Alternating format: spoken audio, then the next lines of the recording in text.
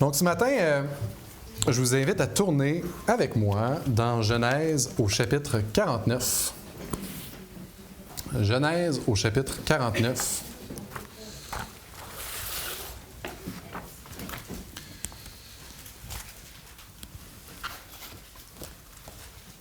Et je suis reconnaissant pour la grâce de Dieu, la parole de Dieu. Et le fait que c'est inépuisable. Je trouve ça incroyable de voir, tu sais, le Genèse 49, j'ai dû lire ça je ne sais pas combien de fois.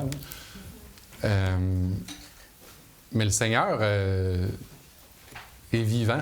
Puis son Saint-Esprit nous illumine des choses dans nos cœurs à travers sa parole. Puis c'est incroyable de le vivre. Puis je dis ça parce que, tu sais, j'ai lu ça dernièrement dans mon temps avec le Seigneur. Puis il m'a vraiment montré quelque chose.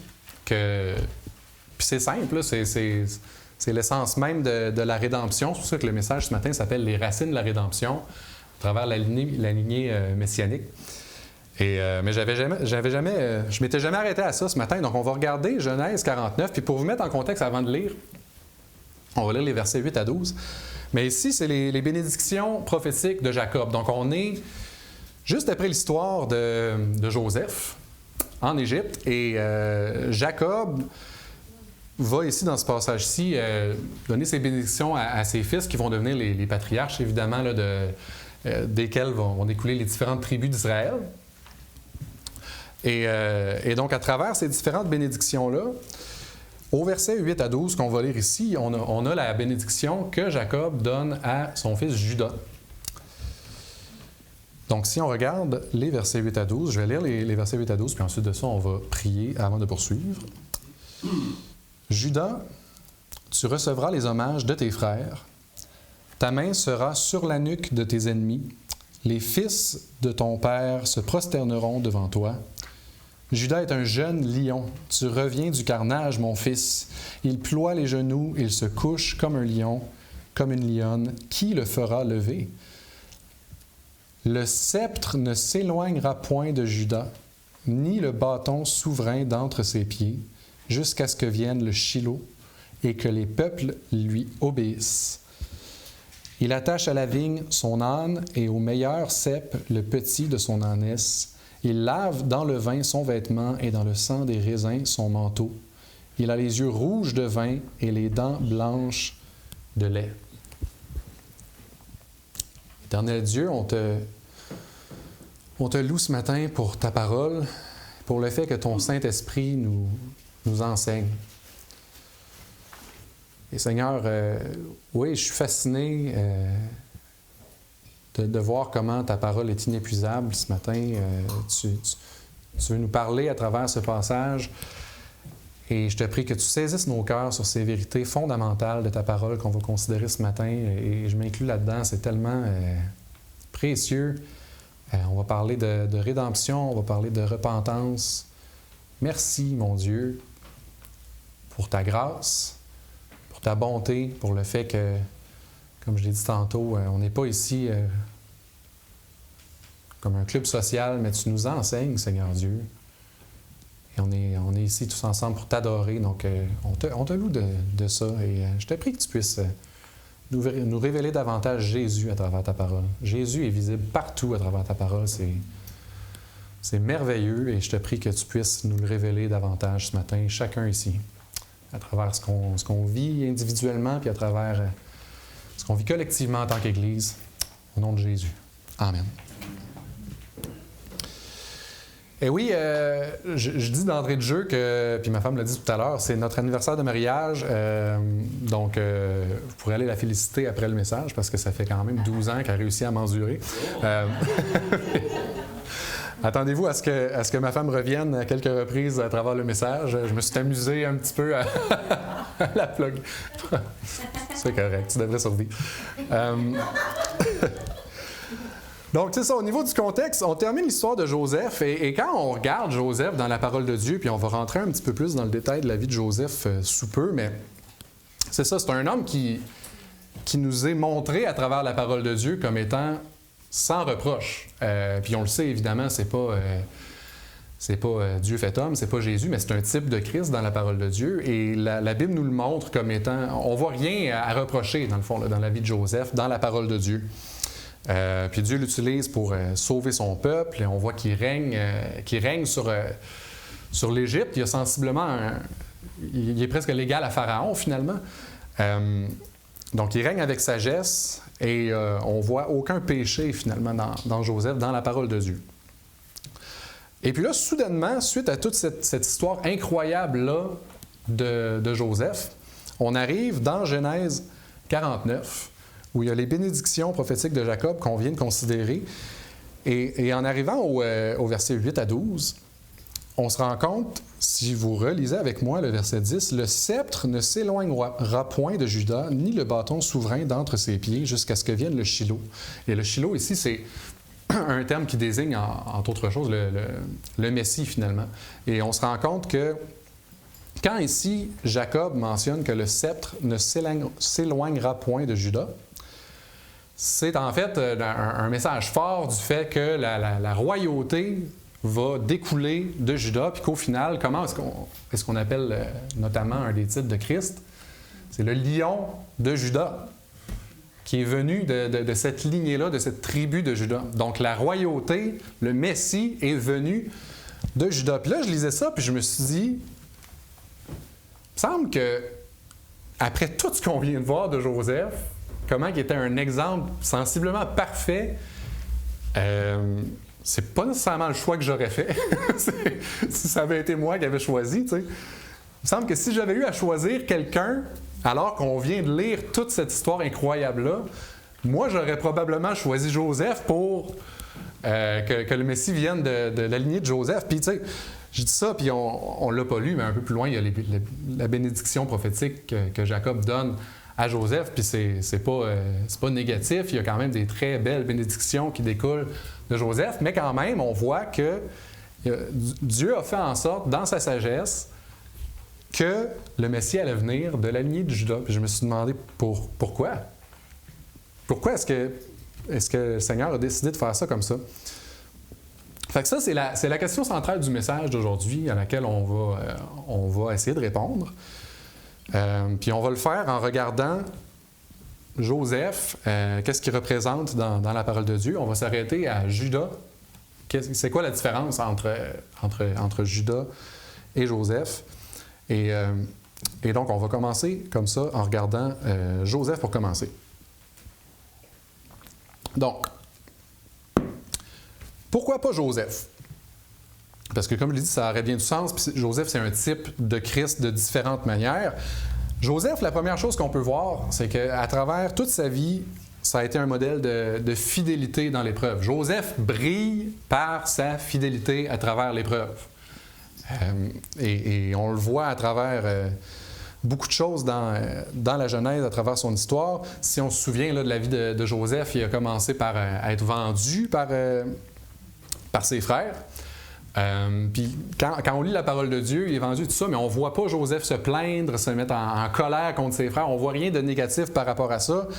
Et il devient serviteur dans la maison de Potiphar.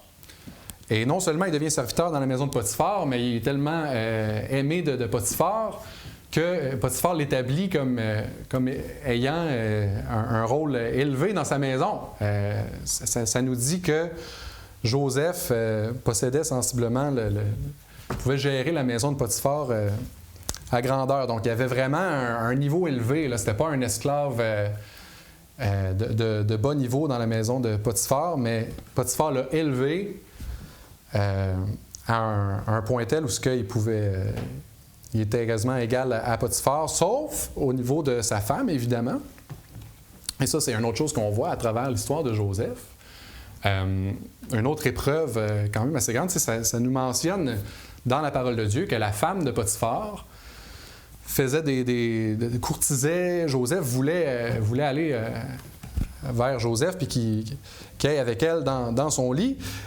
Puis on voit que Joseph refuse les avances de la femme de Potiphar, puis on comprend qu'elle était très insistante dans la parole de Dieu. C'était pas juste une affaire d'une fois où elle est allée vers Joseph, puis qu'elle a demandé ça, puis ça s'est arrêté là. On voit qu'elle était très insistante par rapport à ça. Ça devait être quelque chose d'assez intense là, de vivre ça du côté de Joseph, jour après jour, alors qu'il était dans la même maison.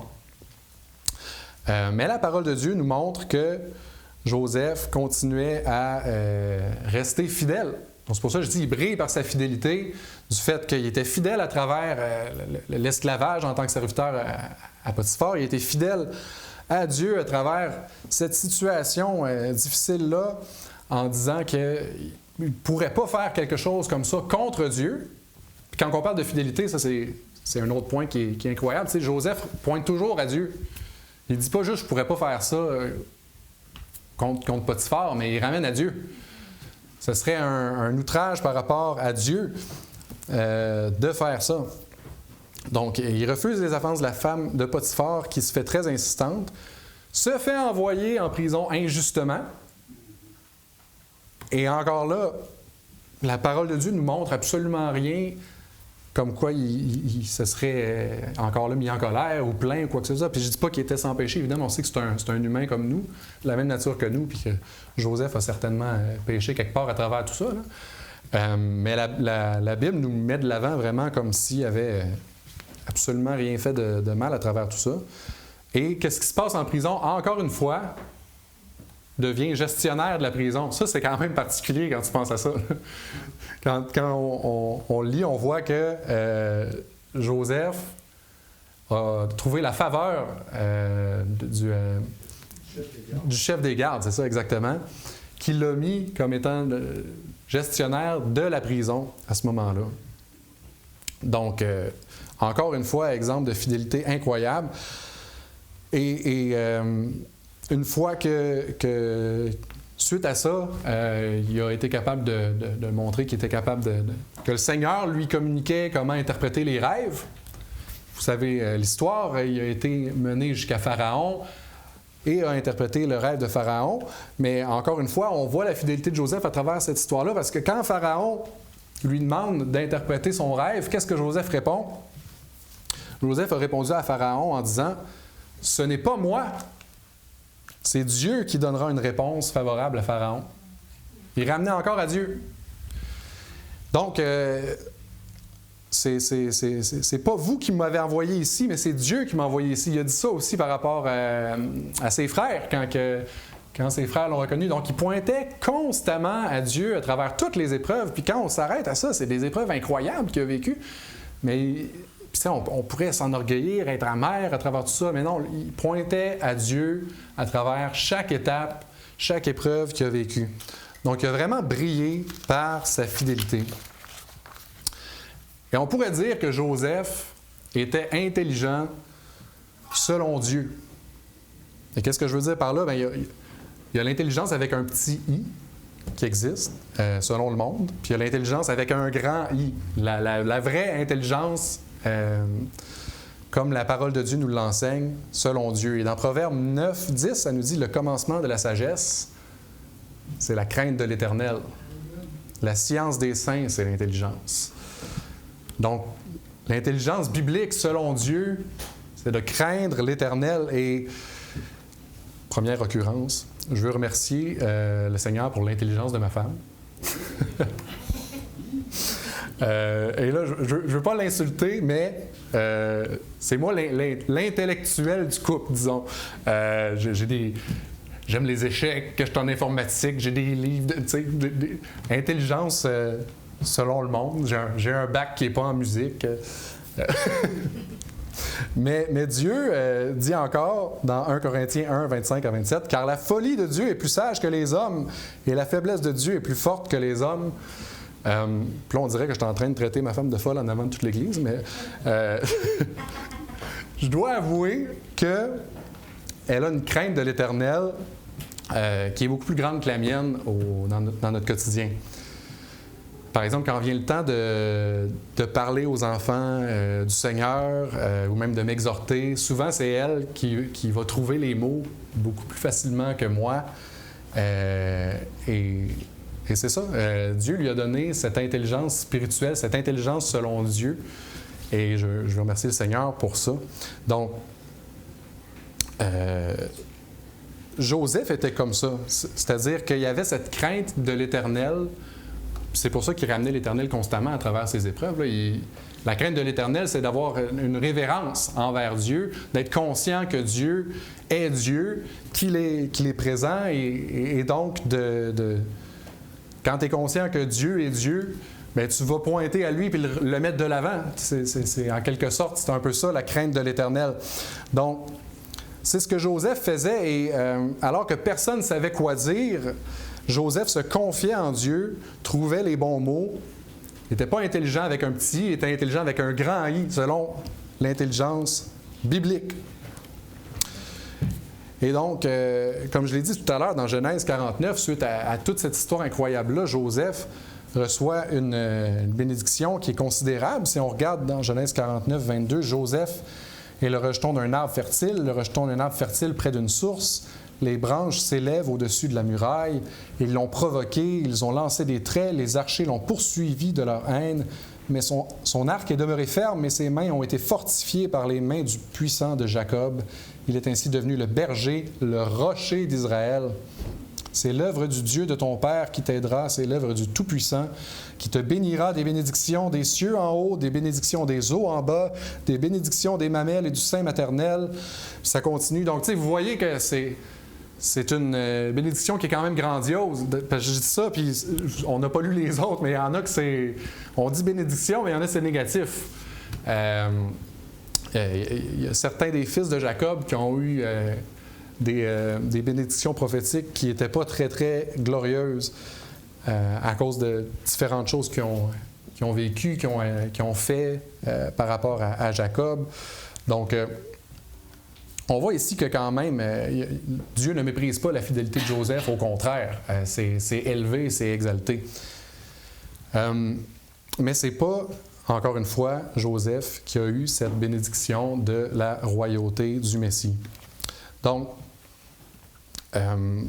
non seulement Joseph était fidèle, comme je l'ai mentionné, mais il était aussi un excellent dirigeant.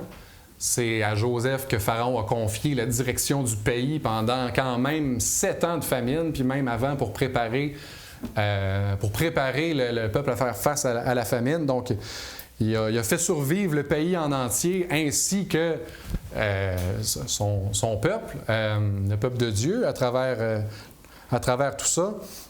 Et donc, il a fait ses preuves côté royauté, côté direction. Donc, maintenant qu'on a vu Joseph, sa fidélité, son pedigree, son CV de comment il est capable de bien diriger, puis que ça aurait pu avoir du sens de donner la royauté à la lignée de Joseph, on va regarder c'est quoi la différence avec Juda. Et Juda, je ne sais pas pour vous, mais moi, avant de m'y attarder, je n'avais jamais vraiment regardé en tant que tel les détails de la vie de Juda, qu'est-ce qu'il représente, et pourquoi est-ce que Jésus vient de la lignée de Juda. Mais quand on s'arrête à Juda, ce qu'on peut constater, c'est que Juda est loin d'être parfait. OK? C'est pas comme Joseph où on lit la parole, puis Juda, il n'y a pas rien de grave ou pas de péché ou qui nous est montré comme étant fidèle et tout ça. Non, Juda, au contraire, il est loin d'être parfait. Comme je l'ai dit tout à l'heure, il a commencé dans Genèse 37, et on peut reculer ensemble, avec la vente de Joseph. Bien que, malgré tout ça, c'est quand même moins pire que les autres, si je pourrais dire. Là. Parce que si on regarde dans Genèse 37, verset 26, alors que ses frères voulaient, si on se souvient bien, ses frères voulaient tuer Joseph, carrément. Puis au verset 26, on voit « Alors Juda dit à ses frères, « Que gagnerons-nous à tuer notre frère et à cacher son sang? Venez, vendons-le aux Ismaélites et ne mettons pas la main sur lui, car il est notre frère, notre chair, et ses frères l'écoutèrent. » Donc c'est Juda qui a fait en sorte qu'il a été vendu plutôt qu'être tué. Mais tu sais, il n'a quand même pas dit on devrait peut-être pas faire ça, puis c'est pas parfait, mais c'est un début, disons. Si on poursuit ensuite de ça, dans le chapitre 38, dans la vie de Juda, on voit, puis on ne va pas lire tout le chapitre 38, mais on voit en gros que Juda promet à Tamar qui est sa belle-fille, il lui promet de lui donner son fils Shelah en mariage. lorsqu'il va être grand. Donc, Sheila qui était trop jeune. Et donc, Judas a promis à Tamar qu'il allait donner Sheila lorsqu'il serait assez grand en mariage. Sauf que quand que Sheila est devenu grand, bien, on voit plus loin que c'est pas arrivé. Il n'a pas donné Sheila en mariage à Tamar. Et donc, Tamar a décidé de prendre le contrôle de la situation. Et elle a décidé de se déguiser en prostituée. Donc, Judas, n'a pas respecté sa parole, a menti à Tamar. Tamar se déguise en prostituée, puis va à la rencontre de Judas. Et Judas va vers elle. Donc, il y a fornication ici avec sa belle-fille qu'il n'a pas reconnue.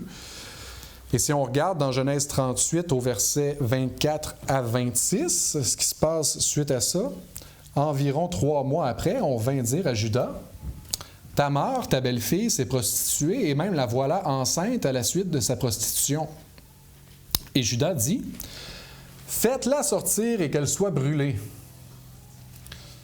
Comme on l'amenait dehors, elle fit dire à son beau-père, « C'est de l'homme à qui ces choses appartiennent que je suis enceinte. Reconnais, je te prie, à qui sont ce cachet, ce cordon et ce bâton. » Bon, parce qu'elle avait pris ces choses-là dans le contexte de sa prostitution avec Judas, pour justement être capable de lui ramener dans la face comme ça.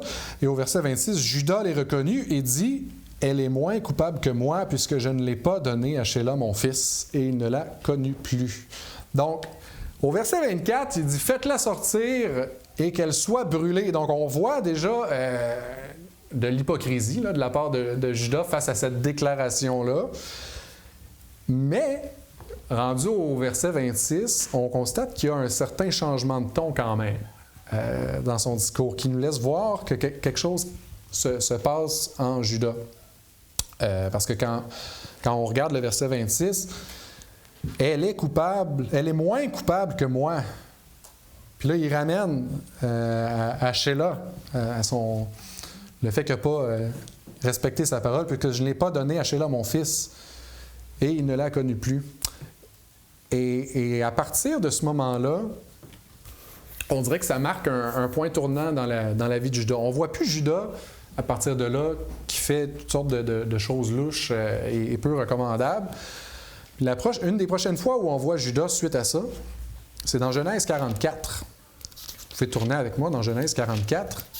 Encore là, on a toute l'histoire de Joseph. Qu'est-ce qui se passe avec Joseph entremêlé à tout ça? Mais dans Genèse 44, encore une fois, je vous mets en contexte pour pas qu'on aille à tout lire l'ensemble de ce qui se passe ici. Mais dans Genèse 44, ce qui se passe, c'est que Joseph a caché une coupe d'argent dans le sac à Benjamin.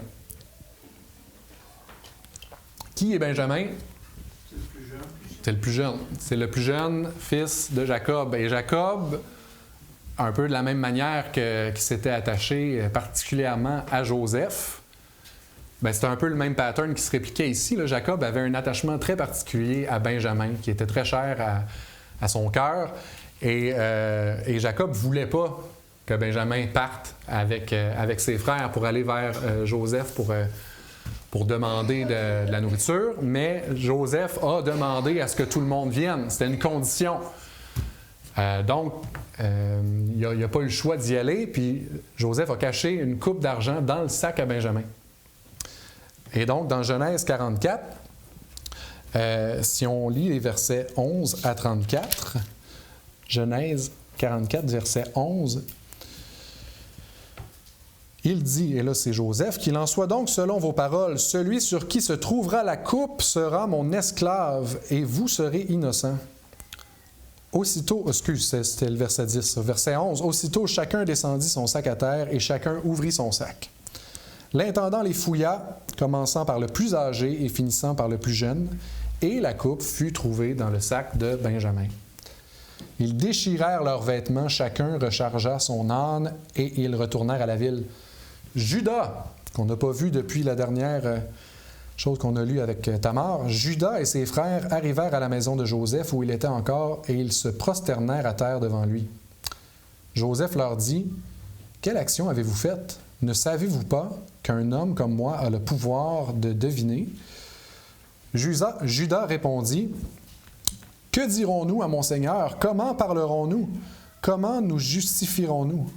Dieu a trouvé l'iniquité de tes serviteurs. Nous voici esclaves de mon Seigneur, nous et celui sur qui s'est trouvée la coupe. » Et Joseph dit, « Dieu me garde de faire cela. L'homme sur qui la coupe a été trouvée sera mon esclave. Mais vous remontez en paix vers votre père. » Et là, Judas insiste.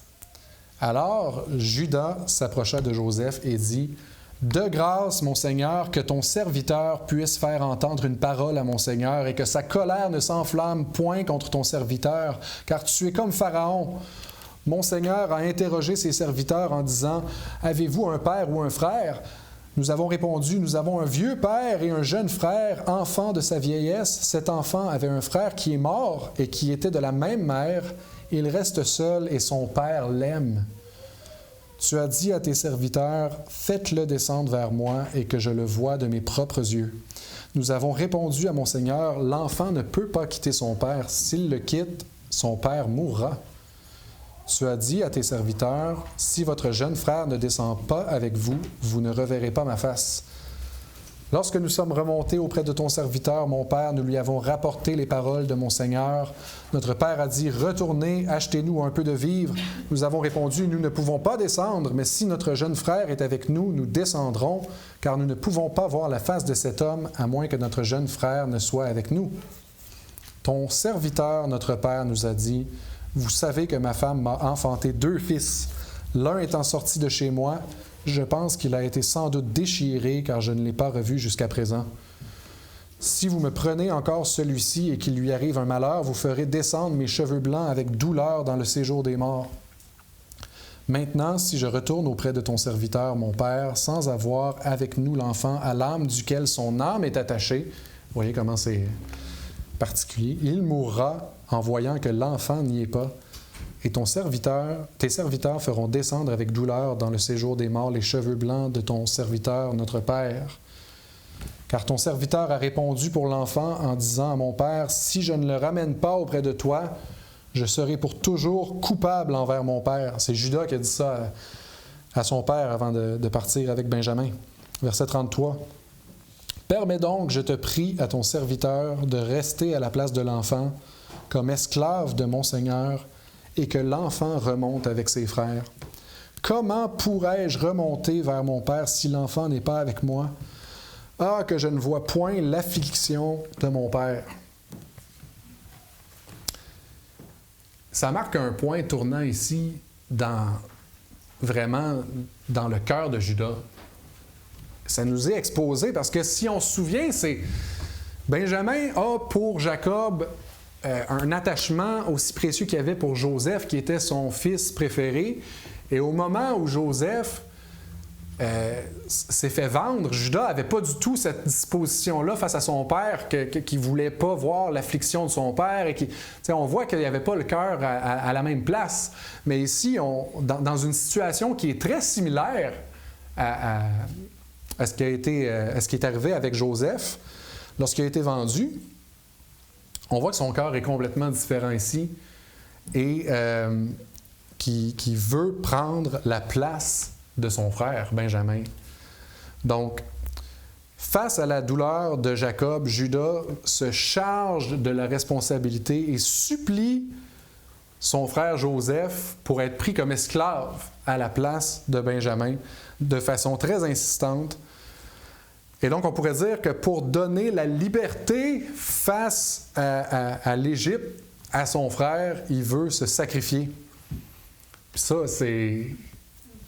Je peux le répéter si vous voulez, là, mais l'Égypte, c'est un type de quoi dans la parole de Dieu? C'est un type du monde, qui représente le monde.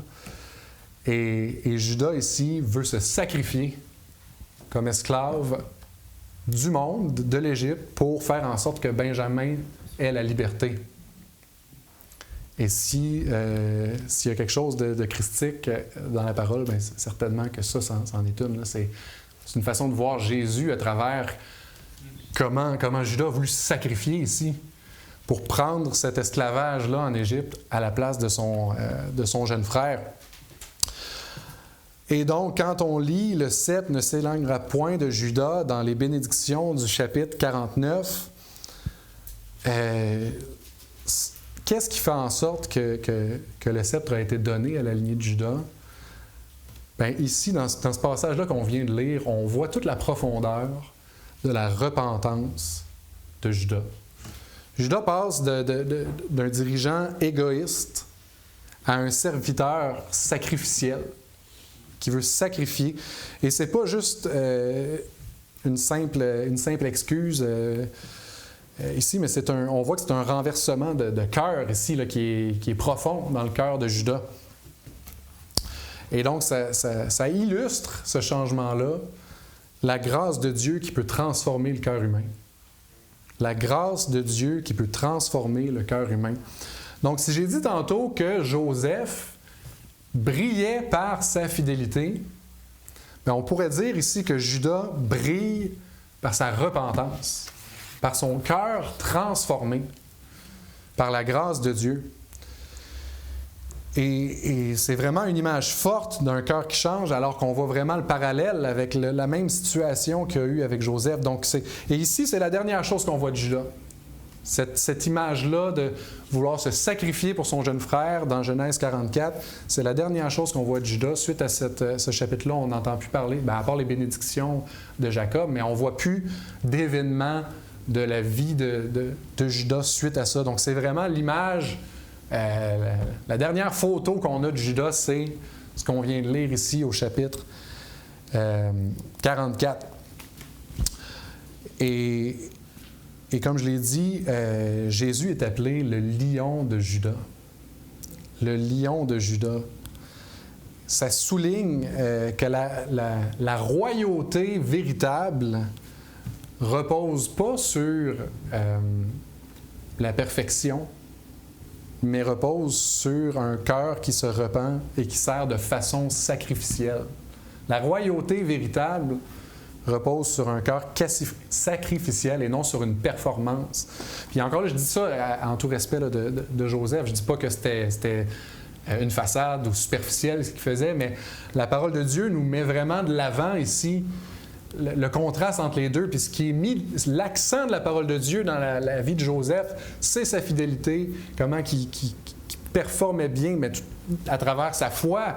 Il pointait toujours vers Dieu, mais ce qui est mis comme accent dans la vie de Juda, c'est vraiment sa repentance ici qu'on voit à travers cette histoire-là et son esprit sacrificiel. Et là, elle n'est plus là, mais je veux remercier Dieu pour ma femme. Parce que c'est toujours elle qui demande pardon, la première, avec un cœur qui est prompt à la repentance. Donc, je voulais, à travers cette application personnelle-là, vous montrer que je suis reconnaissant pour l'œuvre que Dieu fait à travers son cœur. Mais bref, ça va encore plus loin que tout ça, si on creuse un peu plus. Parce que quand on a regardé Juda ici, puis après ça, je me suis dit, bien, si on regarde les autres de cette lignée messianique-là, ça ressemble à quoi? Le Seigneur m'a vraiment saisi, encore une fois, par rapport à cette vérité-là, qui est bien fondamentale, qui est bien simple, mais que je n'avais jamais nécessairement constaté à ce niveau-là. Si on creuse la généalogie de repentance qui aboutit jusqu'au lion de Juda, à Jésus, bien, on peut constater que la lignée au complet, ce n'est pas des héros qui sont parfaits, puis que le Seigneur, dans sa parole, met l'accent sur ça constamment, dans le fond, à travers toute la lignée messianique. La rédemption de Dieu à travers des héros de la foi imparfaits. Et si on regarde, bon, il y a Juda qu'on a considéré, mais juste avant, tu as Jacob. Jacob, quand on regarde la vie de Jacob, trompe Ésaü pour avoir son droit d'aînesse, trompe Ésaü et son père Isaac pour avoir la bénédiction d'Isaac.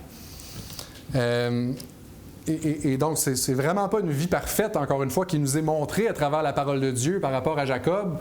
On voit quelqu'un qui est très trompeur et qui recherche beaucoup la faveur de Dieu, mais d'une façon croche et tordue.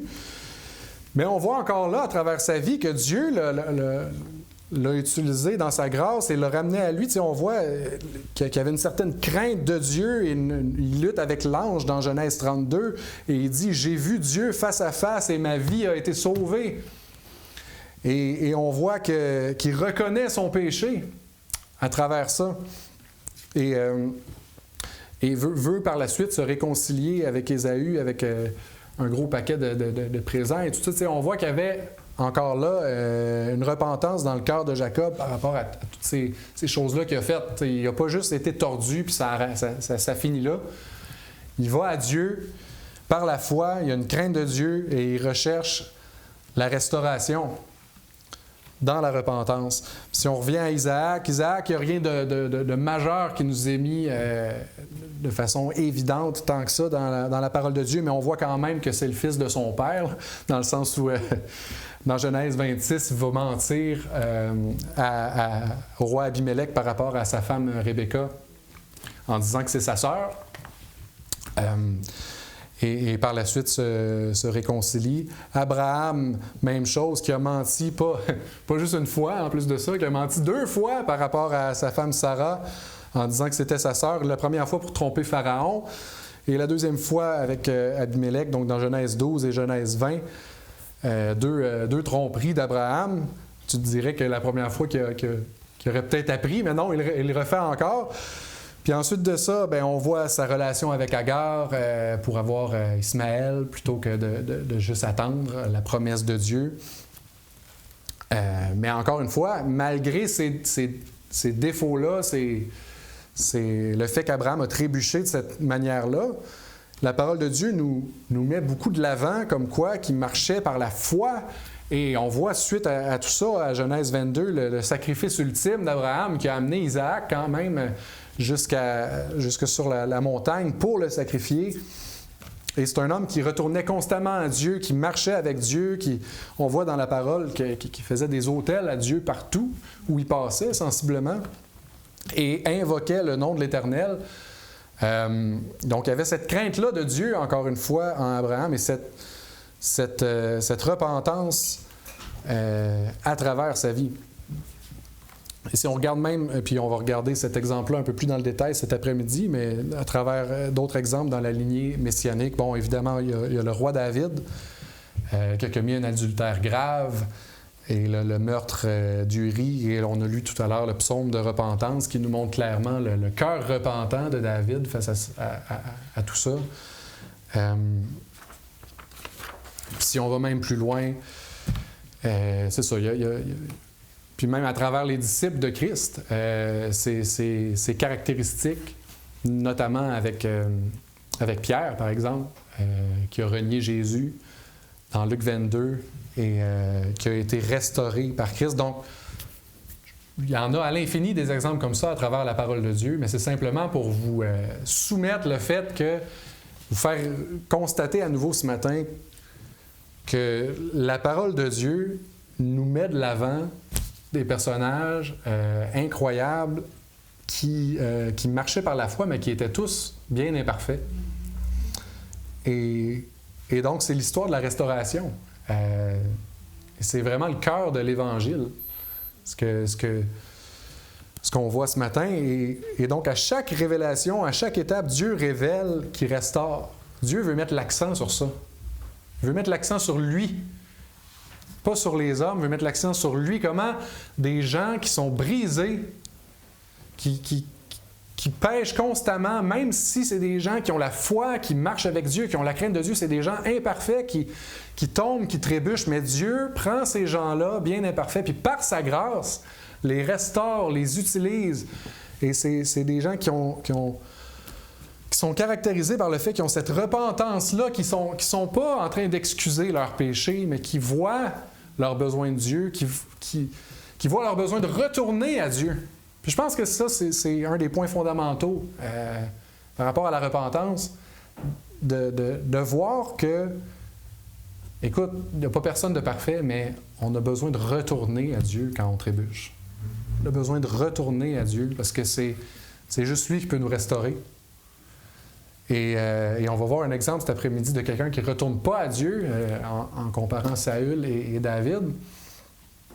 Mais c'est ça le point caractéristique. Et je veux remercier encore une fois ma femme ce matin pour sa patience, la patience que Dieu lui a donnée, puis la patience que Dieu m'a montrée à travers ma femme, à travers les dernières années, parce que le Seigneur m'a saisi aussi à travers cette étude-là par rapport à moi-même, ce que j'ai vécu dans les dernières années. Et je l'avais partagé il y a quand même quelques mois par rapport à mon témoignage personnel, mais j'ai été endurci par rapport à Dieu pendant presque 2 ans, je vous dirais, où c'est pas que je rejetais Dieu et que je voulais plus rien savoir de Dieu et que je considérais que je croyais plus. C'est pas ça, mais c'était plus suite à une série d'événements difficiles, une série d'épreuves. Je me suis endurci puis j'avais plus envie d'aller à Dieu. Tu sais, j'étais dans une vallée comme ça où je savais qui était Dieu. Je croyais en Dieu. J'avais pas renié Dieu, mais j'avais juste ce cœur endurci-là, froid, de plus vouloir aller à Dieu. Et ma femme a été patiente parce que être à sa place, je m'aurais probablement donné une coupe de taloche là, à travers... c'est quand même long, 2 ans, quand tu penses à ça, avec quelqu'un au quotidien.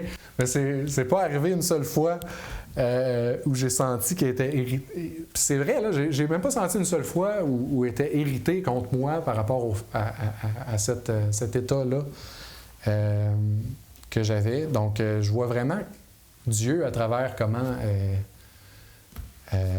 ma femme a agi par rapport à moi, puis Dieu a utilisé ma femme pour me ramener à lui. L'amour est patient, 1 Corinthiens 13 dit. L'amour croit tout. Et vraiment, le Seigneur a été me chercher à travers ça. Puis c'est ça, de voir comment... Ce qui est important, c'est pas notre performance. C'est pas d'essayer de se retrousser les manches puis d'être fidèle comme Joseph.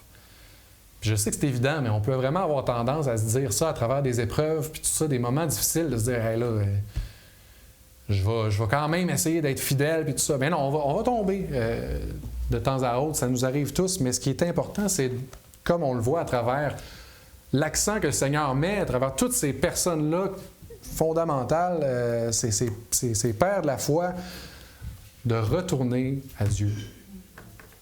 De retourner à Dieu à travers l'épreuve, même quand on tombe, de retourner à Dieu. Puis je suis vraiment reconnaissant que le Seigneur a fait cette œuvre-là dans mon cœur, de me permettre de retourner à lui.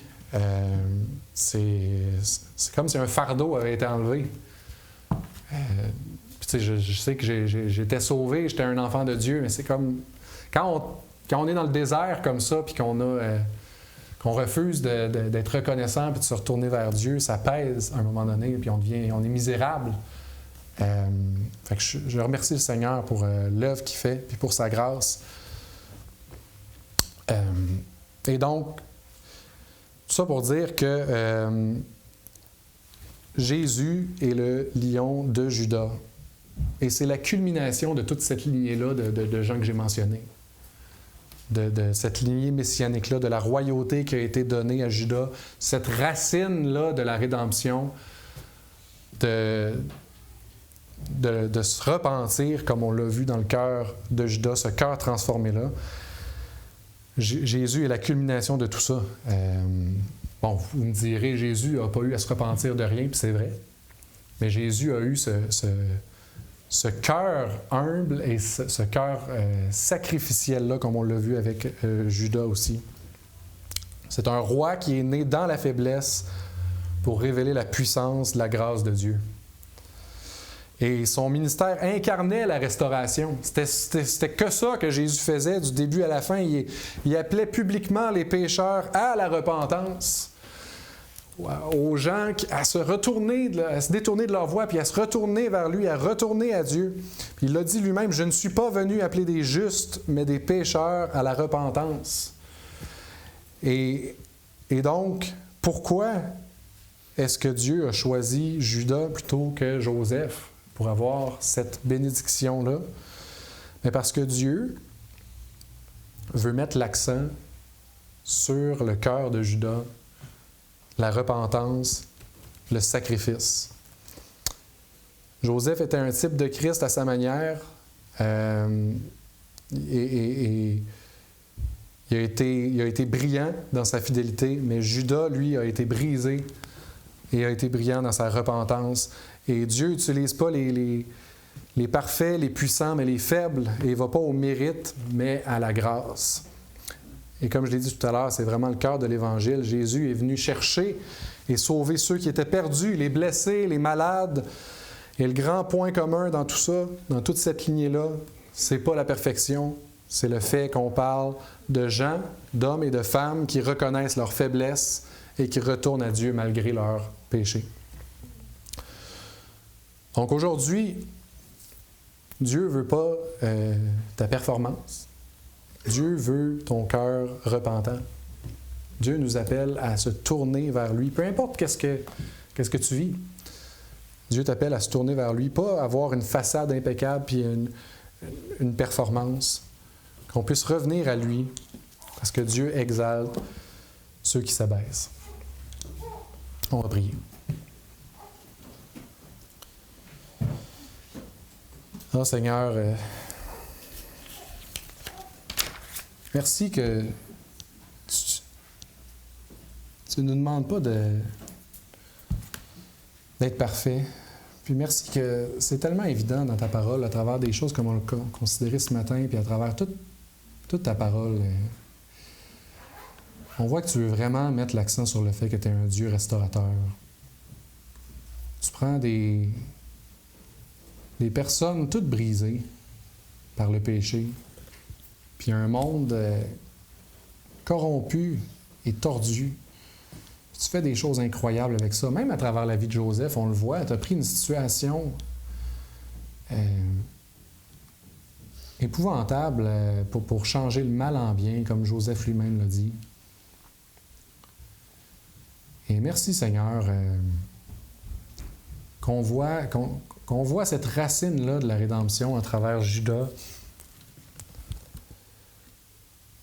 et que on n'a pas besoin de s'inquiéter puis de se dire « Ah, c'est trop grave ce que j'ai fait », comme on l'a dit tantôt aussi dans le temps de prière, puis comme on le voit dans le psaume 51, on a juste besoin de se retourner vers toi, peu importe notre situation, ce qu'on a fait. Je te prie que s'il y a quelqu'un ici ce matin qui a le cœur froid, qui a le cœur endurci, je te prie que tu puisses lui permettre de se retourner vers toi, de juste lâcher prise, puis se repentir et en tant qu'Église, qu'on puisse marcher comme ça. Parce qu'on tombe constamment. Mais merci que notre identité est en Christ, qu'on peut juste te remettre notre fardeau, te remettre tout. Je te prie que tu puisses nous permettre de marcher de cette manière-là cette semaine, dans ta grâce, au nom de Jésus. Amen.